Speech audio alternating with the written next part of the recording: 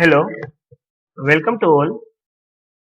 In the previous lecture, we study about some introduction of induction motor. Then we study the design of induction motor, and based on this design, now we study some MCQ which are related to the design of induction motor. So here we first see that the first one is a three-phase induction motor is mainly suitable for which of the following applications. Here is some options like for running different machine tools where several speed are required, for running paper machine requiring exact speed control, for running electrical vehicles, and for rolling mills needed exact speed control. So here is the answer A. So we know that in a paper machine we use a three-phase synchronous motor because three-phase synchronous motor has a constant speed for any varying load. Now the third option is for running electrical vehicles. In electrical vehicles we use a BLDC motor because a BLDC motor, which is a self-starting motor and also more durable, smaller in size, its weight is low, and efficiency is about 80 to 95%. So we use a BLDC motor for an electrical vehicle. And third one is the rolling mill. We know that for a rolling mill we need a high duty motor, and for high duty motors and with the high starting torque. So for high starting torque and heavy duty motor we use a DC series motor for the rolling mills. And the option A, which is a running different machine tools where several speed are required.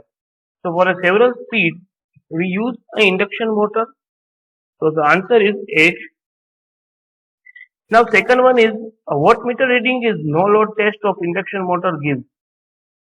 We know that in a no load test we use a motor with no load, and the reading of this motor gives us only a no load losses, or we can say the iron losses and friction and windage loss. So from our option, copper loss we are negligible in the no load test. Friction and winding loss there is no winding loss over there. So the answer is D, total loss in the rotor of no load. Now the third one, the slip frequency of induction motor is. The option is the frequency of rotor current, the frequency of stator current, the difference of frequency of stator and rotor current, and the sum of frequency of stator and rotor current. The slip frequency, we know that a frequency for the rotor current, because our synchronous frequency, which is for the find out for the stator current. So here is the answer A is right. Now next one, with increase of load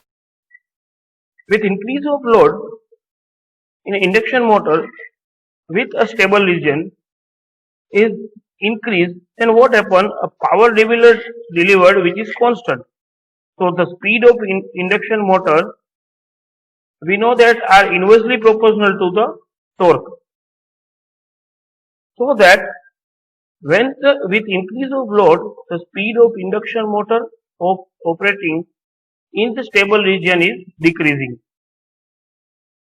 Now the next one is, in the following motor, external resistance can be added to start the motor.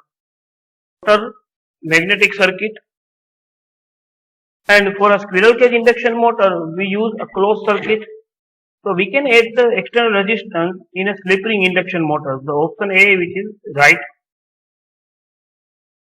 Now here, if the three-phase induction motor, two phases are open, accidentally, the motor will run at dangerously high speed, stop, turn depending on the load, and none of this. So here, if three-phase induction motor, two phases are open, and we know that in induction motor a rotating magnetic field due to these three phases. If two phases are open, so there is no any field are there, and if there is no field, the motor will stop, or we can say to decreasing its speed. Now the next one is an induction motor is running at its rated torque and rated apply voltage of 440 volt. The effect of reducing the applied voltage to say 350 volt is that motor stop, current decrease slightly, speed reduce slightly, and the motor heat up with the passage of time. So here we see that a 440 volt motor which are running as a 350 volt. So when the voltage is decreasing, at that time our power is also decreasing. So the motor will operate with low power and load at the time value is same. So the motor running with the low power with high load, and at that time our winding is heat up and motor is heat up. So temperature of the motor is increasing. So here is the option D is right. The motor heat up with the passage of time. Now the next one is a squirrel cage induction motor has zero starting torque, very small starting torque, medium starting torque, or very high starting torque. Now here, during a voltage surge, increase the voltage saturate the magnetic component of the squirrel cage induction motor. In induction motors, they have high starting current and a poor starting torque. The starting current can be 5 to 9 times the full load current, and the starting torque, which is 1.5 to 2 times the full load torque. So, in induction motor, very small starting torque is produced.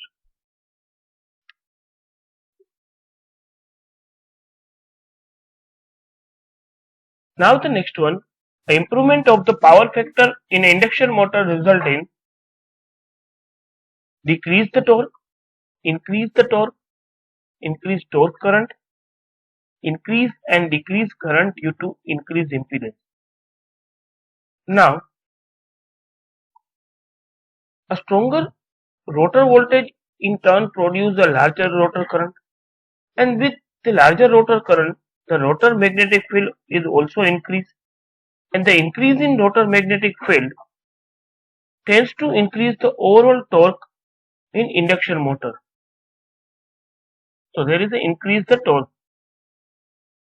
Now the purpose of blade in a squirrel cage induction motor is, first one is to reduce the magnetic resistance of the rotor, to cool the rotor, to reduce the electrical resistance of the cage rotor, and none of this. Now the blades are in induction motor are used to produce flow of air in induction motor. So it used to cool the rotor. Now the rotor output of an induction motor is 15 kilowatt and the slip is the 4%, then rotor copper loss is. So here if we neglected the rotor core losses, our output into slip, we get the value of rotor copper loss. So here output is 15 kilowatt and slip is 4%. So 15 into 4 by 100, we get a 600 watt our copper losses. Now advantage of slip ring in induction motor over squirrel cage induction motor is, first one is a suitability of high speed, higher frequency, higher power factor, and that it can be started using factor resistors. The slip ring induction motor, we know that we use a slip ring with some we adding the resistance value. The squirrel cage induction motor, we know that a short circuited. So there we know adding any type of resistance in the squirrel cage induction motor. But in slip ring motor, advantage is that it can be started using factor resistance. Now large air gap in induction motor resulted. If there is a large air gap, the variation in our induction or variation in our leakage flux is reduced, and due to this variation are reduced, the zigzag flux between the air gap due to the stator and rotor, this zigzag flux are reduced, and due to this leakage flux, our reluctance are reduced, and reduce the pulsation losses. The simplest method of eliminating the harmonic in induction torque is integral slot winding, chording, queuing, and none of this. We know that in integral slot winding we use a slot per pole per phase as an integer value. Now in chording, we chord the coil, or we say a short pitch coil we use for eliminating the harmonic, and in skewing we skew the rotor bars or a stator bars for some angle for reducing the harmonic in induction motor. So in these three techniques, a chording is very simplest method for eliminating the harmonics in induction torque. Any odd harmonics in the current of an induction motor will result in magnetic field, which is stationary relative to the field of fundamentals, rotate in forward direction at the harmonic speed, rotate in backward direction, oscillate at harmonic frequency. In any odd harmonics, these harmonics we have choose and a negative sign, and in harmonics for odd harmonics and even harmonics, for odd harmonics which are rotated in a backward direction, and in even harmonics which are rotated in a forward direction. So here is the answer is rotated in backward direction. Now cogging of motor implies that motor refuse to start a load, refuse to start at no load, run at low speed and then stop, run at very low speed. In induction motor, when the stator and rotor number of slot are equal, so what happens? Our harmonics are produced field which are also equal, and their forces between them is equal, and due to this the cogging effect are produced in the stator and rotor, and the rotor and stator are locked together and refuse to start at load. Now the noise and tooth pulsation losses may be reduced by using large number of open slot in stator, a large number of narrow slots in stator, small number of open slot in the stator, a small number of narrow slot in stator. The noise and tooth pulsation losses may be reduced by using a large number of narrow slots in stator.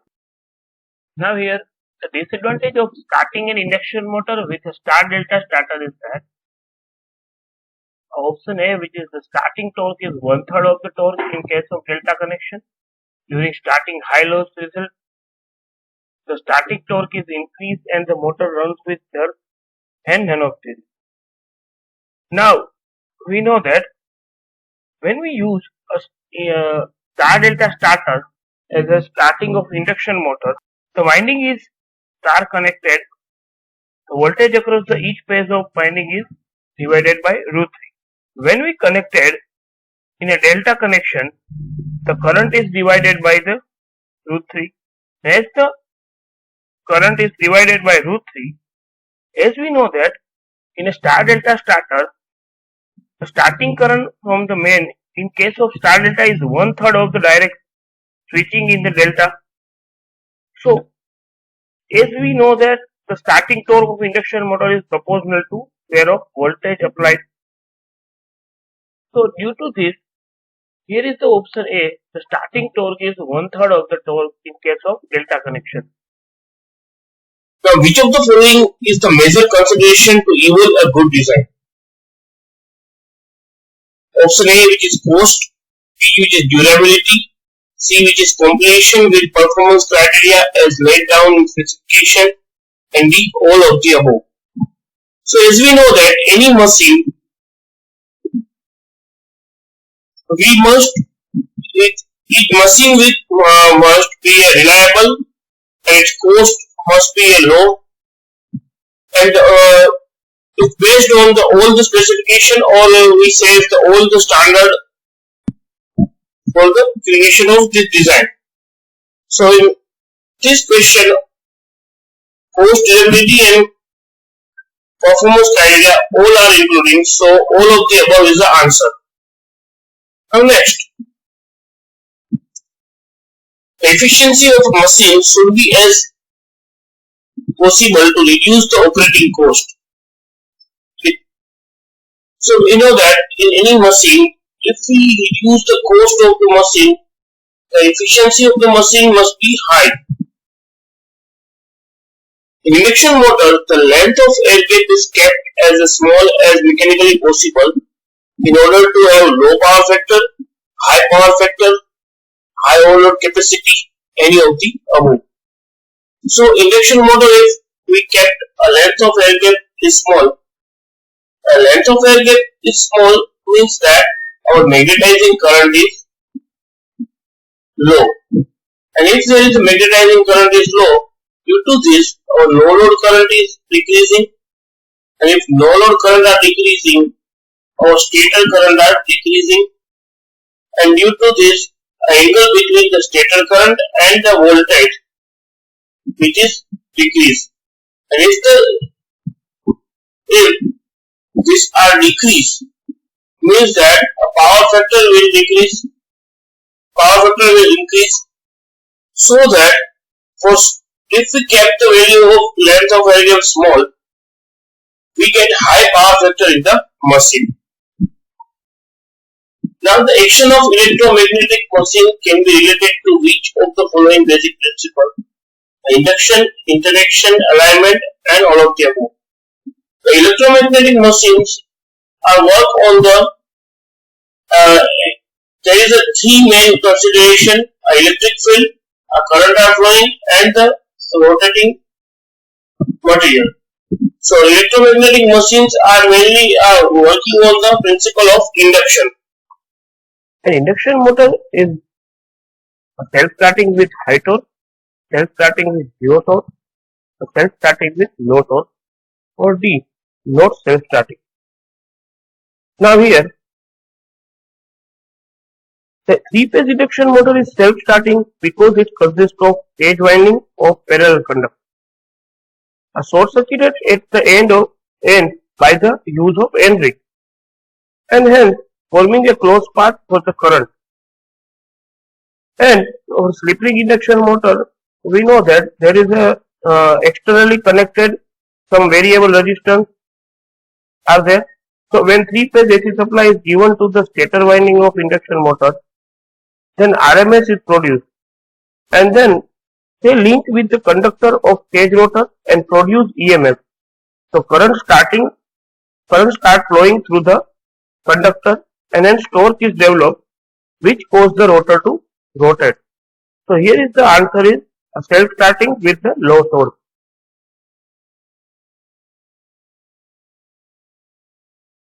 Now the next one, the shaft of an induction motor is made of stainless steel, carbon steel, a cast iron, or aluminium. So here a shaft is a metallic, a rotating and oscillating rod, and that it rotates continuously to transfer moment of torque in the machine. And shaft transfer moment and torque in a machine, and they are subjected to torsion and shear stresses. Therefore, they must be strong enough to bear the stress. For an induction motor shaft, we need a material with high torsional rigidity as well as material that can a lot of stress are consumed. And carbon steel is an appropriate choice of making the shaft of an induction motor. Steel is a mixture of iron and carbon, but the more add carbon in steel, the more it becomes harder and stronger. And the hollow shaft can resist more torsion load with the same resisting area as compared to the solid shaft. Therefore, shaft of induction motor must be of hollow type. So here be an answer to carbon steel we use. Now the next one, a 3-phase 400 volt 50 Hz induction motor has 4% slip and the frequency of rotor current will be 50 Hz, 25 Hz, 5 Hz or 2 Hz. Now here we have a 4% slip, so slip value is given and also the frequency value is also given, which is 50 Hz. So now we find the rotor frequency, and for rotor frequency we have an equation which is the rotor frequency which is equal to slip into frequency. So slip which is 4% into 50 our frequency, so we get 2 Hz frequency. Now the next one, the efficiency of induction motor is about 100%, 80 to 90%, 50 to 60% or less than 50%. An induction motor are often compared to a transformer because both the machines work under the principle of mutual induction. An induction motor is also called a rotating transformer. Here we know that a secondary winding is short circuited. So this induction motor is a rotating machine, wherein transformer which is stationary. The transformer has the efficiency 95%, but in induction motor there is a friction and windage losses are there. So efficiency of the induction motor is 80 to 90%.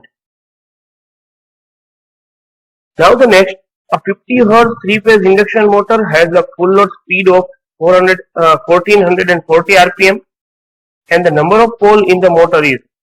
So find out the pole. We have an equation which is for the synchronous speed which is 120 F by P. So we use here this equation, but here we see that our speed is given 1440. So we assume that our synchronous speed is 1500. Now we apply the equation 120 F by P, N is equal to. So here Ns which is given 1440 and frequency which is 50 Hz. So 120 into 50 by 1400 and we get the value 4.28. So the number of pole we know that a even number. So the number of pole is 4 or 6, but we choose a synchronous speed as 1400, so its value is 4 pole. Now a 3-phase 50 Hz induction motor has a full load speed of 1400 RPM and the full load slip will be. So in above example we find the value of number of pole here, and then we have to find here the full load slip. So first of all we find the value of synchronous speed with the help of number of pole, and number of pole we find which is 4. So we put in our synchronous speed equation Ns which is equal to 120 F by P. Here 120 into frequency 50 Hz upon number of pole we getting 4. So 120 into 50 by 4 we get 1500 RPM. So now we find the slip, and equation for the slip which is our synchronous speed minus rotor speed upon synchronous speed, and synchronous speed which is 1500 we find it, and speed of rotor which is given in our data which is 1440 divided by 1500 and we get 4% slip. The answer is 3. Thank you.